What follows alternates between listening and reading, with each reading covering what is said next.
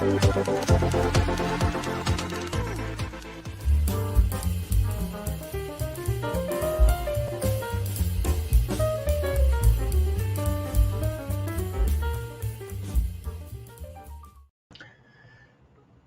of us who've had cardiac and cardiovascular conditions are aware that chronic inflammation, often caused by a poor diet, among other factors, can exacerbate atherosclerosis and coronary heart disease.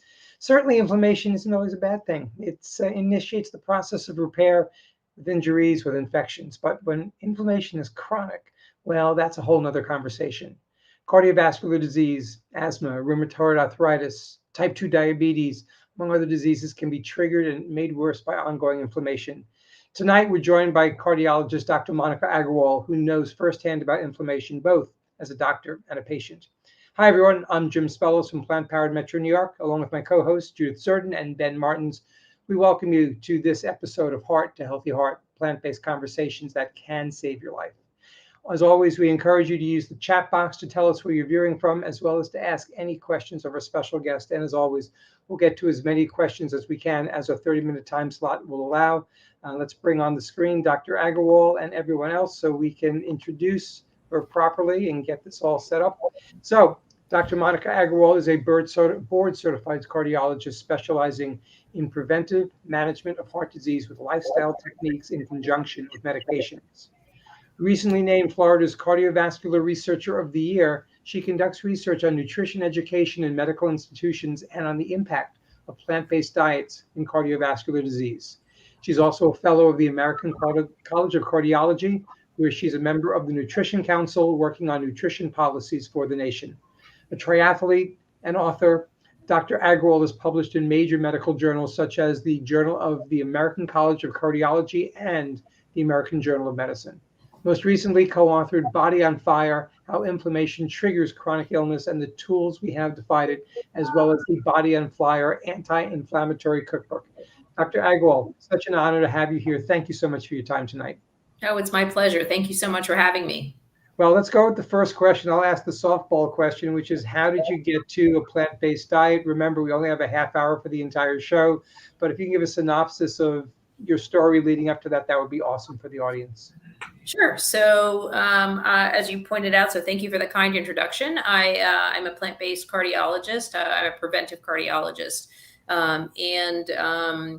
After I had my third kid, I developed a debilitating form of rheumatoid arthritis. I was diagnosed, I was already vegetarian, but I wasn't sort of the healthiest vegetarian. And so started learning about the connection between food and the gut and inflammation, and changed my diet, among other things, made a whole bunch of lifestyle changes and was able to really improve my inflammatory disease. Fantastic. That's good. Let's get you on the main part of the screen and me off of that. That's much better. So there's one more question about that, which is the choices you made in terms of the diet that you changed to. Was it all like an overnight change because of the rheumatoid arthritis and the inflammation? So again, it was maybe easier for me for many reasons to change my lifestyle because I was already vegetarian and I'm Indian, and being Indian, I was always exposed to a lot of spices and flavors that maybe other people are a little not as familiar with. And so it was easy to sort of slide into a plant-based lifestyle, to be fair. But for me, I'm the type of person that does really well. You have one of those moments where I always call it the kick in the pants moment. And unfortunately, I had one of those, and I thought, okay, well, if I'm going to give this a go, I really just need to go in fully. And I, as one of my posters says, and my tea mug says, let's not do this half-assed, let's do this full-assed. So I went in full on. Within a couple of days, I changed everything. Amazing. I jumped into it that way too. But so the next question is the connection between inflammation and cardiovascular disease. So I think what you have to maybe start further back and ask, what is inflammation? And then when you start there, you say, Well, what is inflammation? And inflammation is when your body's mad at you, and there's usually an imbalance between the resources in your body and the demands that you put on your body. And demands are things like stressors in your body, lack of activity, poor diet, lack of sleep. These things are stressors on your body. And when there's an imbalance between the two of them, you develop inflammation. So inflammation is the nidus or the trigger for many diseases, not just inflammatory arthritis. You can see this in multiple diseases, including heart disease. And so you may have cardiovascular risk factors like high blood pressure, or diabetes, or high cholesterol. These are cardiovascular risk factors. And then if you add to them, so those risk factors put you at risk for plaque in your heart. And if you start building plaque in your heart, so let's go back even a little step further. So if you have diabetes and high blood pressure or high cholesterol, these are heart disease risk factors. And what happens is the blood vessels in your heart, which are usually smooth and they are prone. So a blood vessel of the heart, I'm going a little all over the place, sorry. So when you have a blood vessel of the heart, you first have your heart, and there are all these coronary arteries on them. And those coronary arteries are on top of the heart and they feed the heart. Okay. So their job is to give the blood flow to the heart so the heart can pump and push blood to the rest of the body.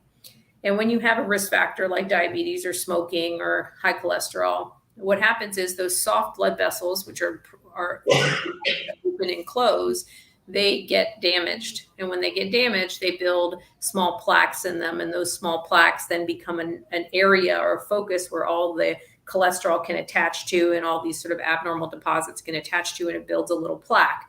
So if this is your artery, then you build this plaque in your heart that looks like this. So this is how you build plaque, or that's heart disease or heart plaque. But what happens is that if you get inflammation or irritation, these plaques become unstable and irritated, then this plaque goes from being this big to rupturing. And it closes off the whole vessel, and that causes a heart attack. So there are multiple things that trigger heart disease or a heart event or a heart attack, but inflammation is often the trigger for a plaque to go from here to go to here. Thank you. Doctor, what is the relationship then between inflammation and rheumatoid arthritis? So all of the diseases, like you can look at cancer, you can look at heart disease, you can look at inflammatory arthritis. They all are bound together by inflammation. So if you have this imbalance between the stressors and the demands and the resources in your body, you trigger this inflammation. And people have a genetic predisposition to certain illnesses.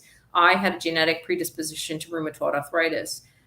So this inflammatory process can then sort of, with you already having that gene sort of predisposition, the inflammation plus the gene process can activate the gene and trigger more inflammation and trigger illness. So I often explain to people to think of a very important illness that is maybe explains this the best, and that's celiac disease.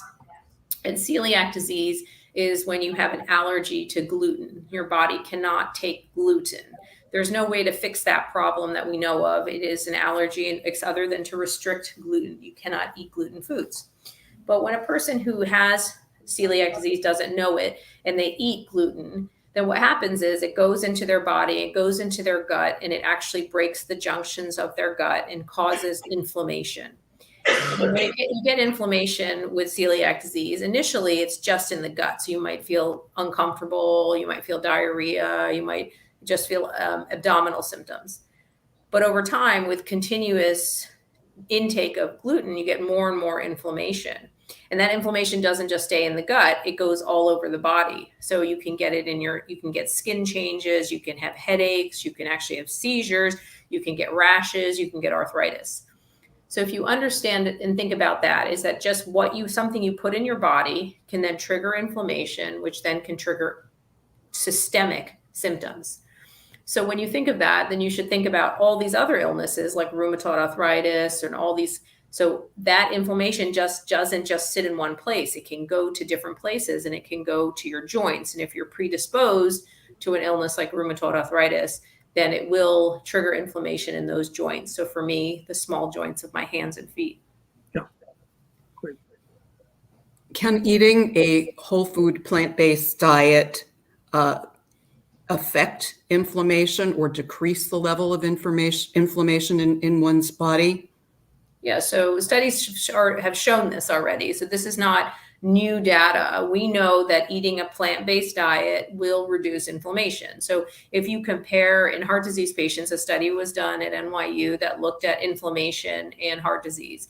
And they said, okay, well, let's put people on a plant-based diet, a whole food plant-based diet versus a American Heart Association diet. And this is sort of years ago now, but and what they did was, and they put these patients after they'd been through the cath lab. So they were actually already had heart disease, known heart disease, and they get put on either American Heart Association diet or a plant-based diet.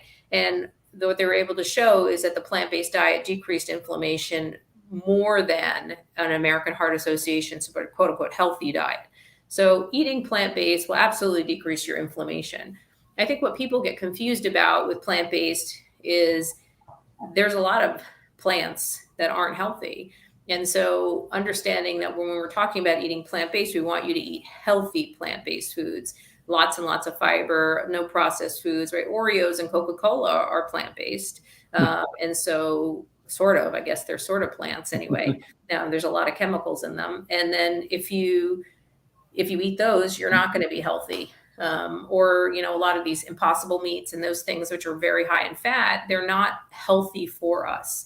And so I think that understanding that when we're talking about the foods that decrease inflammation that are good for the body, we're talking about whole foods, beans, greens, fruits, veggies, nuts, seeds. Thank you. So can you just tell us a little bit about the role that the microbiome plays in inflammatory disease? Sure. So the microbiome or the microbiota, which are the gut bugs, so those are the gut bugs in your gut. And you have millions and millions of them. You have so many bacteria in your gut. And you can either have healthy bugs or unhealthy bugs, but you have so many bugs. And so most people have a lot of everything. But when you eat diets that are highly processed, refined foods, and high in animal products, refined foods, processed foods, and low in fiber, you're going to have bugs in your gut that are associated with more illness, like heart disease and diabetes and kidney disease. And when you eat foods that are high in fiber, low in processing, not refined, complex carbohydrates, more plants, you actually have these healthier bugs in your gut. And so there's healthier gut bugs, there's changes in your metabolites that your gut makes, there are decrease in the inflammatory markers, all that happen by switching from that sort of unhealthy diet to a healthier diet. So when you eat those healthy foods and you have those strong gut bugs, then they are not as likely to trigger any inflammation. Because I always like to tell people, imagine that when you eat healthy foods and you eat high fiber, you're making this massive barrier in your gut so that things can't get through into your bloodstream to cause inflammation. Thank you. Can you share your nutritional myth? What do you mean? I read some article, you were talking about nutritional myth, correct? And so nutritional myths that I may have talked about, is that what you're asking? Yes. I think that I'm not sure specifically which article you're referring to that I wrote. I do write and talk too much. So I'm not 100% sure which one, but some common myths that are out there. Let's see. So I think that sometimes people focus on the wrong thing. I'm not the type of person that believes that there is only one way to heal the body. In other words, perfection is not my goal. My goal is to get really darn good. And so when I tell patients how I want them to eat is I want them to eat as many plants as they can, but I try not to focus so much on when people have a little of this or a little of that, because it's not so important. The little things here and there are not so important as the big picture of just eating a lot more plants all of the time. What other things? I think the other things that people often feel They often feel like if they're eating plants, they're healthy no matter what they are. If it says plant-based, that means it's healthy. And remembering that half the time, a lot of these plant-based foods, they've compensated by eating there's a lot of fat in them. Often they are very refined, and those are not healthy foods. Another nutritional myth I hear a lot of is people who eat gluten-free because they think that being plant-based means you should be gluten-free, or that you're going to be healthier if you're gluten-free. And that's a misconception. That complex carbohydrates, if you do not have celiac disease or gluten sensitivity, you should eat complex carbohydrates, and wheat and gluten are fine to eat. Often people don't realize that when they take gluten out of foods, that they often will add in fat and sugar to compensate for the lack of gluten, and it makes the food actually fattier and less healthy. Mhm. How has adopting a plant-based diet affected your practice as a cardiologist? So maybe if anything, it's focused. I get a lot of referrals from around the country, probably more so because people want to change their lifestyle and they would like me to show them how to do that. So if it's changed my practice at all, it probably brings in more patients that are very focused on nutrition. Other than that, I think I'm a preventive cardiologist, and I've been one now for almost 15 years. I've always focused on nutrition and lifestyle, but I think I'm better at it now that I've learned and done a lot of the education. I've spent a lot of time on learning how to heal the body and heal the gut and decrease inflammation. And I think that I have certainly more to offer in that space than I did 10 years ago. I need to ask a question because my mother-in-law had rheumatoid arthritis, and I just don't understand what that is and how that differs from osteoarthritis. Oh, sure. Osteoarthritis and rheumatoid arthritis are totally different processes in the sense that osteoarthritis is a mechanical issue. So it happens from wear and tear. And so as we age or as we gain weight, we put more pressure on our joints. And so we can trigger irritation because you lose the fluid in between the joints, and you put a lot of weight on it. If you have a lot of weight on you, or you don't have a lot of muscle, then those joints where there's already less fluid as we age, they start rubbing against each other. And so you get damage to your joint because of just the two joints hitting each other instead of having that space in between. This would be normal, and this is sort of where it is with osteoarthritis. And that triggers inflammation as a secondary, because you're just irritating the skin. You get swelling and inflammation from that. That's a little harder to treat in the sense that the best way to treat that is through muscle building exercises, losing weight, and strengthening your muscles, more activity, and reducing your weight. The rheumatoid arthritis starts out as an inflammatory disease. It's your body attacking itself. So it's an autoimmune condition. So which means body attacking itself. So your body decides that for some reason that those joints, the small joints of your body, are suboptimal, and it starts attacking them. And so you get inflammation and joint damage because of your body doing it to itself.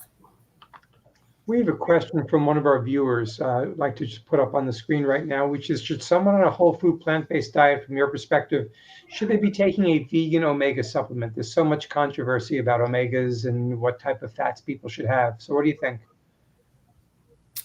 I don't know. I mean, I think that we don't know enough. I think the data on omega-3 fatty acids is pretty confusing right now. I think there's enough for and enough against omega-3 fatty acids. There are highly concentrated forms of fish oil called, there's marketed as a brand called Vascepa or Vascepa, Vascepa, which is 100% purified EPA. And that has the only sort of medication, which is highly purified EPA, that's been shown to decrease mortality. We don't really have a whole lot of data on supplements that's impressive. So I think that you can try it out and see if it makes you feel different. But I don't know if we have enough data to advocate for it. Now, if you have elevated triglycerides, maybe it'll help, but maybe it won't. I mean, again, I think the supplement industry is its own animal, and there's so many issues with quality the fillers that they're adding to the supplements. So I'm not a huge fan of supplements in general, but I think that you can certainly give it a try. I have certain patients that you do use the vegan omega-3 plant, supplements, but I'm not sure that it should be a requirement. And there are very few supplements that I think a plant-based person needs to have, and an omega-3 is not necessarily one of them. Interesting. But flax, chia, walnuts, all good for the omega-3s, right? Right. So like if you're going to get food, if you're going to try to get omega-3 fatty acids, it's always better to eat them. So, chia seeds, flax seeds, walnuts, almonds, these are really good sources of omega-3 fatty acids, and something that I think all of us should be eating on a regular basis. Okay. So just skipping over to your research, I know you've been doing a lot of research into nutrition. Has any of your research validated your personal experience about the benefits of a whole food plant-based diet? So I don't do research on and rheumatoid arthritis. So I don't do any research on rheumatoid arthritis. I do research on inflammation related to heart disease. And so I'm just actually finishing up a really interesting study that we're writing up. So I can't tell you the details too much, other than we took patients who had at least borderline risk for heart disease, and we put them on a plant-based diet, but we randomized either to high olive oil or low olive oil. And we wanted to see does the patient do better with high olive oil in a plant-based diet or low olive oil in a plant-based diet. And we are writing up that paper right now. So that's exciting. I can't wait to see that one. Questions from our audience are coming in. One is a coronary calcium score a good test to take? And someone says they read this only measures hard plaque. And can you measure soft plaque? So it is a good test for some people. It depends on the person, and it really needs to kind of be individualized. So I use coronary calcium score in patients who kind of have strong family history, or they have multiple risk factors, and they don't want to take a statin, or maybe they don't have multiple risk factors and they have really high cholesterol, and I want to understand their risk of disease and how much plaque that they have. So yes, coronary calcium score is in about an 8-minute X-ray. It's a CT, but it's sort of just radiation to your chest wall to look to see if you have plaque in your heart. It only shows old hardened plaque, and it won't show you soft plaque. That's true. But there's mortality data based on calcium scores. In other words, if you have a calcium score over a certain number, depending on your age, we don't like it, and we know that that's associated with higher risk. And so we would be more inclined to give you medication or be more aggressive with your lifestyle, et cetera. So it becomes a great tool to kind of tell people where they are, especially in patients who might have high Lp(a) or high lipids or high family history, and they're not sure if they want to be on medications or not. Soft plaque can be detected through something called a CT angiogram. And the CT angiogram does require contrast dye. And so you'll get contrast. So if you have kidney disease, it's not an optimal test, but you get some dye, it goes through your kidney, and then you're able to see some of the soft plaque, which is how we can detect that. And, that's a very useful test. And I do expect that CT angiogram is going to become sort of, if it hasn't already become, it's really become the future of cardiology diagnosing. So a follow-up question came in about the Clearly test about soft plaque. Any thoughts about that? Yeah, I think the Clearly CT is very interesting. I've looked into this, and I've actually written papers on the Clearly CT. If you look up my name and Clearly CT, American Journal of Medicine, you'll see my paper. And I would say that I think that the Clearly CTA is very interesting. I think that it has the ability to look at plaque in a very unique way and better than sort of the standard CTs. But don't fret if you don't have one in your town, because they're not all over. CT angiograms have gotten better and better with time, even if you're not getting the Clearly CTA. Doctor, I got a stent question. Does a stent prolongs one's life? Do stents prolong one's life? No. Uh-huh. When should someone agree to getting one? You should think about stents when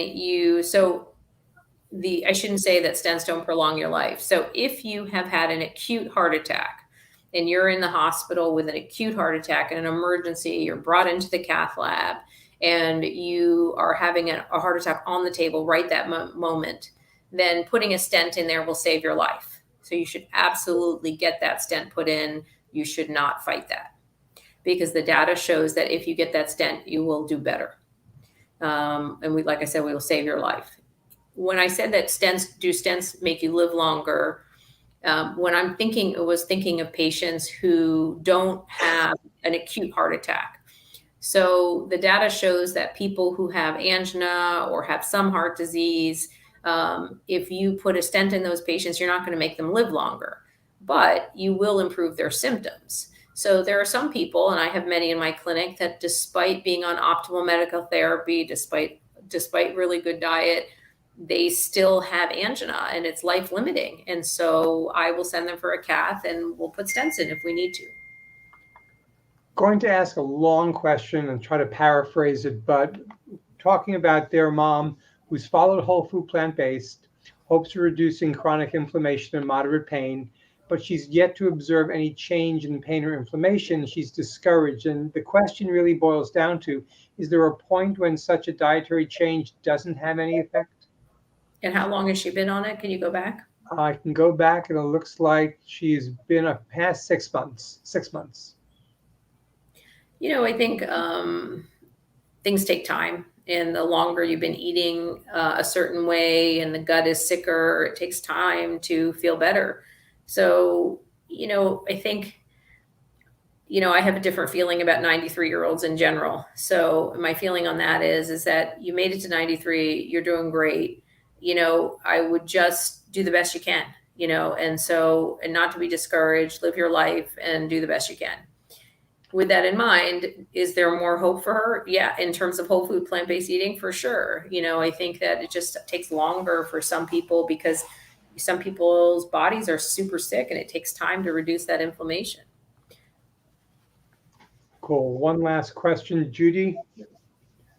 Well, I mean, just generally, what is the role of stress in cardiovascular disease?